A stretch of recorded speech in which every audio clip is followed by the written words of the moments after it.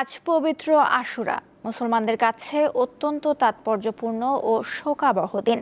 হিজরি ৬১ সনের ১০ই মহরম মহানবী হজরত মুহাম্মদ সাল্লাল্লাহু আলাইহিস দৌহিত্র হজরত ইমাম হোসেন এবং তার পরিবারের সদস্যরা কারবালার প্রান্তরে ফোরাত নদীর তীরে ইয়াজিদ বাহিনীর হাতে নির্মমভাবে শহীদ হন।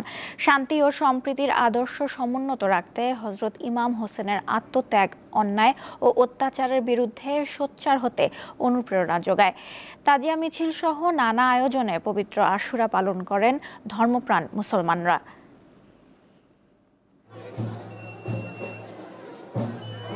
শোকের দিন, এই দিনে হচ্ছিল ইমাম হোসেনকে শহীদ করা হয়েছে।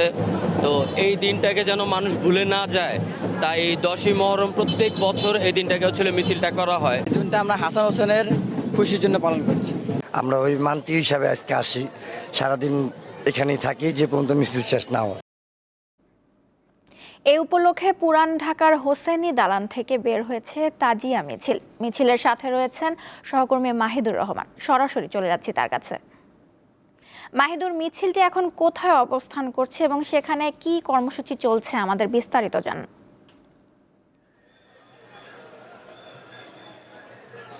নওশীন, সকাল ঠিক 10টা বেজে পুরান ঢাকার যে হোসেনি দালান ছিল সেখান থেকে এই মিছিলটি বের হয়েছে।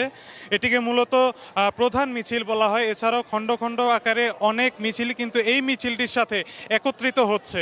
আমরা এখন অবস্থান করছি আজিমপুরে, যেখানে মিছিলটি এখন পুরান ঢাকা থেকে আজিমপুরে অবস্থান করছে এবং এখান থেকে এই মিছিলটি সরাসরি চলে যাবে, একত্রিত হয়ে মিলিত হবে ঢাকার ধানমন্ডি জিগাতলাতে। সেখানেই এই মিছিলটি শেষ হবে।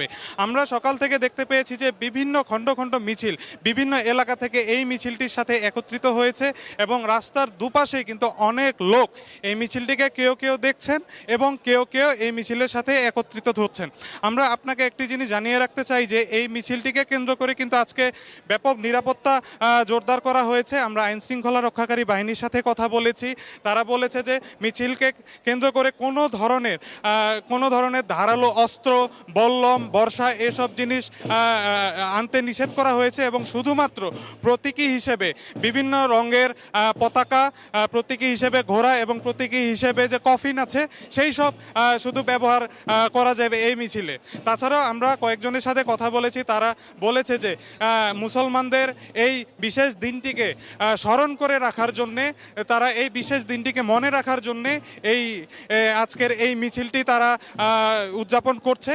আর এই মিছিলটিতে আমরা আরও জানতে পেরেছি যে ঢাকা শহরের বিভিন্ন জায়গায়, তার মধ্যে রয়েছে, তো তারা বলেছে যে আনুমানিক 2টা থেকে 3টার মধ্যে তাদের এই মিছিলটি শেষ হবে। আপনারা দেখতে পাচ্ছেন যে এই মিছিলটি অনেক বড় পরিসরে কিন্তু এই মিছিলটি পুরান ঢাকা থেকে বের হয়ে সামনের দিকে অগ্রসর হচ্ছে। তো নওশীন, আমার কাছে এই মুহূর্তে তাজিয়া মিছিলের ছিল সর্বশেষ।